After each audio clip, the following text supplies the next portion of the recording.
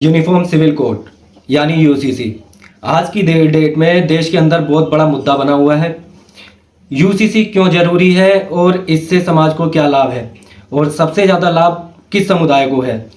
तो इसमें सबसे ज़्यादा लाभ जो होने वाला है वो है मुस्लिम महिलाओं के लिए, क्योंकि आज की डेट में वो उन मुसीबतों से उन समस्याओं से पीड़ित हैं जिनमें उनकी सुनवाई नहीं होती, क्योंकि उनका कानून उनके धर्म के हिसाब से है, जिसकी वजह से उन्हें कई जगह पर न्याय नहीं मिल पाता।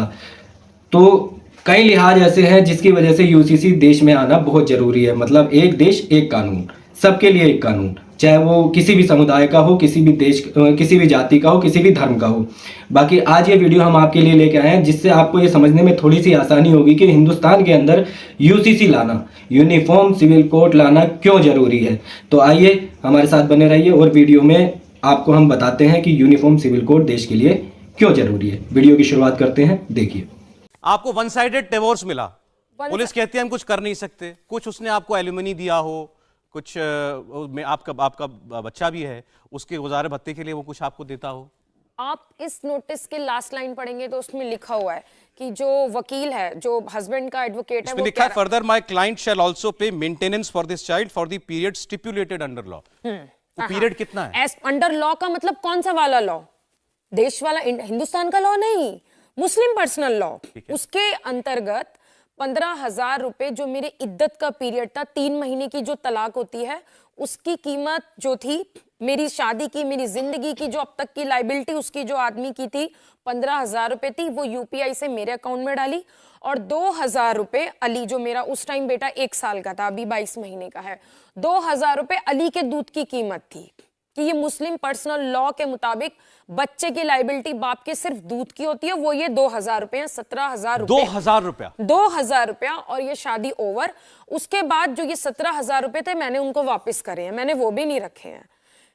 3 नोटिस, 17,000 रुपए और शादी खत्म।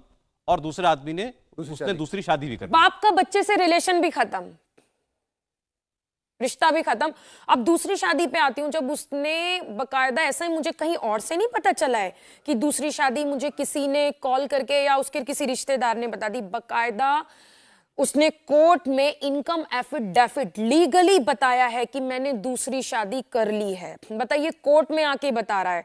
फिर उसके लिए भी मैं पुलिस थाने गई, उसके इनकम एफिडेविट के लिए। वहां भी पुलिस वालों ने कहा, मैम डिवोर्स हो या ना हो ये आप कोर्ट में तय करिए, लेकिन 4 शादी वो कर सकता है, उसको राइट है 4 शादी करने के, डजंट मैटर तलाक हो या ना हो। पुलिस कह रही है, पुलिस कह रही है मैम हम कुछ नहीं कर पाएंगे, उसको 4 शादी करने के लीगली राइट है, हम कुछ नहीं कर पाएंगे। क्योंकि सेक्शन आईपीसी के सेक्शन 494 में दूसरी शादी करने पे 7 साल की सजा है, लेकिन सब्जेक्ट टू पर्सनल लॉ है, तो इसलिए वो सेक्शन 494 मुस्लिम्स पे लागू नहीं होता। अब जरा इसको मैं आप चाहूंगा कि आप जरा इसको कंपेयर करें, जो देश में और लोगों के लिए तलाक का सिस्टम है और जिस तरीके से इनको तलाक मिला, उसकी तुलना बताइए। और यही पॉलीगैमी, दूसरी शादी करना, अगर किसी और को दूसरी शादी करनी हो, किसी हिंदू को दूसरी शादी करनी हो, तो वो क्या कर सकता है और कैसे कर सकता है, और इनके केस में तो हो गया। देखिए, अगर वो मुस्लिम छोड़ के हिंदू है, जैन है, बौद्ध है, सिख है, पारसी है, ईसाई है, कुछ कोई भी है, अगर वो अपना तलाक चाहते हैं, दोनों अगर तैयार हैं तब, मैं अगर तैयार नहीं है फिर तो लंबा चलेगा, फिर तो 1 साल 2 साल चल सकता है। दोनों अगर तैयार हैं, म्यूचुअली तैयार हैं, दोनों पति पत्नी चाहते हैं हम अलग होना चाहते हैं, वो फैमिली कोर्ट जाएंगे, एप्लीकेशन देंगे, जज उनको 6 महीने का कूलिंग पीरियड देगा। हिंदू में 6 महीने का कूलिंग पीरियड है, क्रिश्चियन में 2 साल का कूलिंग पीरियड है। इन्हीं के साथ कंपेयर कीजिए, मान लीजिए हस्बैंड देना चाहता है, वाइफ नहीं देना चाहती, जैसे इनका केस है, तो कैसे होगा तलाक? नहीं, फिर तो तलाक नहीं होगा, बाकायदा मुकदमा चलेगा, दोनों पक्षों की जिरह होगी, दोनों परिवारों की बातचीत होगी। उसके बाद इनको, जब तक इनका बच्चा 18 साल तक नहीं हो जाएगा, तब तक इनको भी मेंटेनेंस मिलेगा। इनके बच्चे को 18 साल तक की पूरी पढ़ाई लिखाई खर्चा, और वो जो उसकी सैलरी है, उस सैलरी के हिसाब से, जब मान लीजिए उसके पास खेत वेत है तो उसके हिसाब से, उसकी प्रॉपर्टी के हिसाब से एक फार्मूला तय होगा।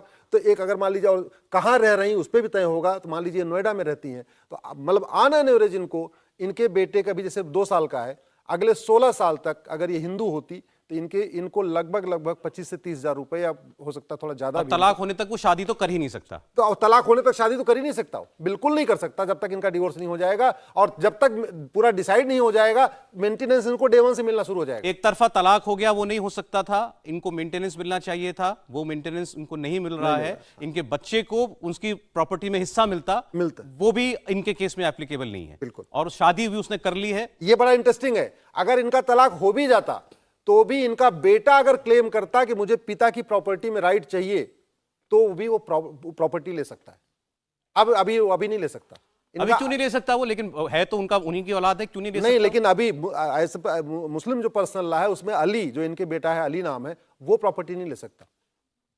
क्यों नहीं ले सकता? जो उनकी मैरिड वाइफ होंगी, उसी का बच्चा होगा, उसी को मिलेगा। क्योंकि यहाँ पे पत्नी के तलाक के साथ साथ पत्नी के अलग होने के साथ साथ वो बेटा भी अलग हो गया। तो भाई ये था आज का वीडियो, बहुत छोटा वीडियो है। मैं बहुत छोटे स्तर पर आपको ये बात समझाने की कोशिश कर रहा हूँ कि यूसीसी किसी एक धर्म के लिए नहीं है। सबसे पहली बात, ये सभी के लिए है, जितने भी समुदाय या धर्म जाति विषय जो भी हिंदुस्तान के अंदर रहता है। ये जो कानून आ रहा है ये सबको समान अधिकार देने के लिए है, ठीक है ना। इसका किसी धर्म से कोई लेना देना नहीं है। बाकी जो लोग इसका विरोध कर रहे हैं वो अपना स्पष्टीकरण सही से दे भी नहीं पा रहे हैं, क्योंकि उनके पास फैक्ट ही नहीं है, ठीक है ना। बाकी हम देश के लोग हैं, हमारी ये जिम्मेवारी बनती है कि हमें इसे सपोर्ट करना चाहिए। आपकी क्या राय है कमेंट सेक्शन में बताना। बाकी इसकी नेक्स्ट वीडियो जल्दी लेके आऊँगा। चैनल को लाइक और सब्सक्राइब करना। मिलते हैं नेक्स्ट वीडियो में। राम राम।